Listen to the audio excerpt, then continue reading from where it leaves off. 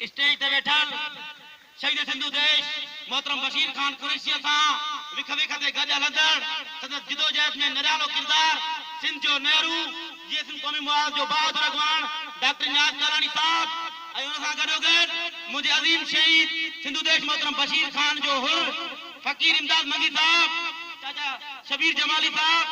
भाउ करम खान थियो साईं शेर खोरी साहब शफीक जिसनानी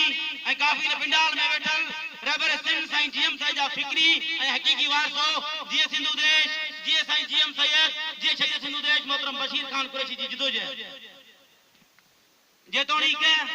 अॼु मेलो जेको मचायो वियो आहे शायद अवां सभिनीनि खे ख़बर बि हूंदी पर उन जे बावजूद भी इहो ॿुधाइण ज़रूरी आहे त सागर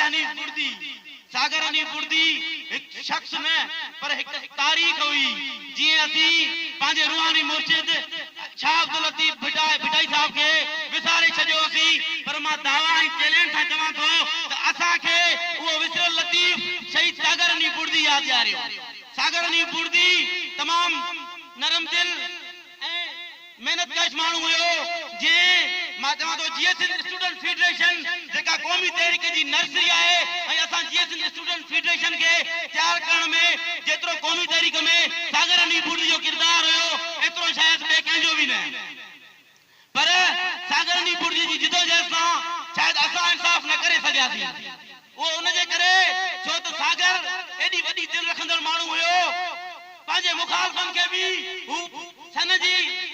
इलेक्शन दौरान पंहिंजे मुखालफ़नि खे बि वोट ॾींदो हुयो ऐं हू चवंदो हुयो त क़ौमी तहरीक जो कमु आहे जेकर अवां मूंखां बहितर कमु ॼाणो था पोइ अवां ई खटियो। असीं मादी में त वॾियूं ग़लतियूं करे वेठासीं हा सन में जेकॾहिं नारो लॻो हुयो त तुंहिंजो देश मुंहिंजो देश साईं जीएम साहिब जो नारो लॻो हुयो तुंहिंजो खान मुंहिंजो खान बशीर खान जो नारो लॻो हुयो पर वक़्त असांखे बुलाए करे हा असीं इहो बि नारो हयोसीं त पंजाब लाइ फाइद तूली सफदर सरकी पर तारीख़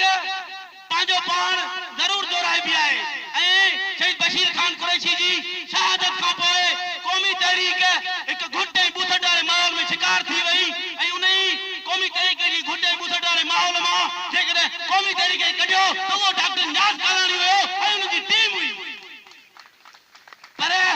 जंहिं वक़्तु असांजी पार्टी जे मर्कज़ी इलेक्शन जा नतीजा आया त अलाह जो कसम दिलि रोई पई ऐं असीं चयोसीं त न पर जेकर शहीद बशीर खान कुरैशी खां पोइ हिकु नारो लॻो त उहो इहो नारो हुयो त केरु कंदो रियासत सां पाणी डॉक्टर नियाज़ कालाणी हा जेकॾहिं शहीद बशीर खान खां पोइ नारो लॻो आहे त उहो इहो ई नारो आहे त क़ौमी तहरीक जे अंदरि जेकॾहिं सख़्तु ज़रूरत आहे ख़ुदा रा ऐं हींअर स्टेज ते सभु सीनियर दोस्त वेठल आहिनि ऐं पिंडाल में बि काफ़ी पुराणा माण्हू वेठल आहिनि असीं कंहिंजी बि मुखालफ़त कोन था कयूं असीं क़ौमी तहरीक जी मौजूदा मर्कज़ी क़यादत खे पंहिंजी मर्कज़ी क़यादत तस्लीम कयूं था पर उन सां गॾोगॾु असीं डिमांड था कयूं त क़ौमी तहरीक जेका सिंध जे ॻोठनि में वहाण वस्तियुनि में जंहिंजी मेंबरशिप 60-70 हूंदी हुई उते अॼु 20 आहे इन जो सबबु इन जा ॾोहारी असीं पाण आहियूं इन जा मुजरिम असीं पाण आहियूं छो त क़ौमी तहरीक अंदरि अॼु बि उहे आला क़िस्म जा कारकुन ज़रूर आहिनि जेकी डिमांड था कनि त असांजी अॻवानी कयो तव्हां असांखे हुकुम कयो असीं अव्हां जे पोयां बि हलंदासीं छो त ही सागर हनीफ बुर्दी जो मेड़ाको आहे वधीक आउं कंहिं बि एतिरे शादी में न वेंदुसि बाक़ी हा सागर हनीफ बुर्दी जी शख़्सियत ते जेतिरो बि ॻाल्हाइजे तमामु घटि आहे छो त सागर मां सम्झां थो त क़ौमी तहरीक जे अंदरि या सिंध जे कॉन्फ्रेंस धुरिन में उहो वाहिद किरदार हुयो जेको कंहिं बि मक्तब फिक्र रखंदड़ जे कंहिं बि क़ौमी तहरीक जो प्रोग्राम हुजे पर सागर हनीफ जे वात मां कॾहिं बि कंहिंजे लाइ मुखालफ़त न ॿुधी मुर्शिद लतीफ़ खे जीअं सागर जातो ईअं कंहिं न जातो ऐं भाग वारियूं हूंदियूं आहिनि उहे अमड़ियूं जेके सागर हनीफ बुर्दीअ जहिड़ा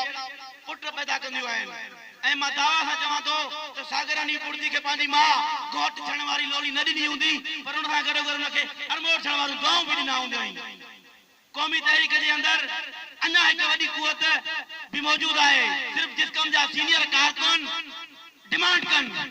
क़ौमी तहरीक जा सीनियर कारकुन पंहिंजी मर्कज़ी कैबिनेट खां डिमांड कनि त हा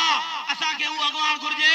असीं न त असांखे ख़बर आहे त रियासत असांखे न छॾींदी ज़रूरु असांखे मारे छॾींदी असांजी कोन जो मरी वियासीं ख़ैर आहे क़ौमी तहरीक सां क़ुर्बान आहियूं छो असां जंहिं क़ौमी तहरीक जे अंदरि मेंबरशिप कराए पंहिंजी जॉइनिंग कई थी असीं उन्हनि चयोसीं त जानी ऐं माली क़ुर्बानी ॾियण लाइ तयारु रहंदासीं पर असांजी अॻुवाणी उहो करे असांजी अॻुवाणी अॼु बि चऊं था उहो करे जेको कम अज़ कम जिते बि वेहे त सिंध जो केस खणी वेहे हा कुछ ॾींहं अॻु में काफ़ी दोस्तनि हिकिड़ो गंबड़ में प्रोग्राम रखियो हुयो त उन ते काफ़ी माण्हुनि तनक़ीदूं बि असां ते कयूं हुयूं को मसइलो कोन्हे तनक़ीद बराए इस्लाह आहे छो त कंहिं वक़्त में शहीद बशीर खान कुरैशी बि माण्हू तनक़ीदूं कंदा हुआ पर शहीद बशीर खान कुरैशी एतिरो बहादुर हुयो जो हू तनक़ीद जो जवाबु तनक़ीद सां न ॾींदो हुयो पर हू सबूर कंदो हुयो हू चवंदो ख़ैर आहे बाबा मुंहिंजा वॾा आहिनि भली चवनि त उनजे करे बि असांखे तव्हांखे बि उहो ई किरदारु अदा करिणो आहे पर वरी बि मां सीनियर दोस्त काफ़ी वेठा आहिनि हिते पिंडाल में उन्हनि खे इहा घुर कंदुसि त जिते बि असांजी मर्कज़ी कैबिनेट वेहे कम अज़ कम उन खां इहा डिमांड कयो बाबा सिंध जो केस ऐं सिंध जी आज़ादी जो केस सिंधी माण्हुनि खे ॿुधायो बाबा सिंधी क़ौम खे ॿुधायो त सिंध जी आज़ादी जो केस तव्हां जिते वञो था के प्रोग्राम में वञो था के इवेंट में वञो था त उते सिंध जी आज़ादी जो केस तव्हीं रखो तव्हीं सिंधू देश जी आज़ादी जी घुर कयो असीं कोन था चऊं बाबा तव्हां 23 मार्च वरी ॿियो कयो हा 23 मार्च 2012 में असीं उन करारदाद खे रद्द करे छॾियो आहे नथा चाहियूं उहो थियूं हा अहिड़ो को वॾो इवेंट कयो छो त बार बार करारदादूं रद्द न आहिनि थींदियूं असीं हिकु दफ़ो शहीद सिंधु देश जी अॻुवाणी में लखे सिंधी गॾु थी करे उन करारदाद खे रद्द करे छॾियो आहे वरी अहिड़ो को ऐलान कयो चाहे पोइ घोटकी खां वठी कराची ताईं लांग मार्च जो छो न हुजे सभ खां पहिरियों असीं हलंदासीं इहो असां वचन था करियूं अव्हांजो पघर वेंदो असांजो रतु वेंदो आख़िर में आऊं शेर चई पंहिंजी जाइ वठंदुसि तुंहिंजे सलाखुनि में एतिरी ताक़त किथे जा मुंहिंजी हिमालया खे जोरे विझे खून मुंहिंजो गुलाबनि खे ॾींदो बका छो त मुंहिंजे रत जे सिरिश्ते में आहे वफ़ा पोइ लंगूर लाहौर जा बेगरत मां कराची जे देबल जो वारिस बि आहियां मूंखे मकली जी मिटी मां ठाहियो वियो मुंहिंजी तहज़ीब जो ओज मुंहिंजो दड़ो मूंखे मज़हब जे नाले में भुलाए न तूं मूं सईफ़ा समूरा पढ़ी बि सॼा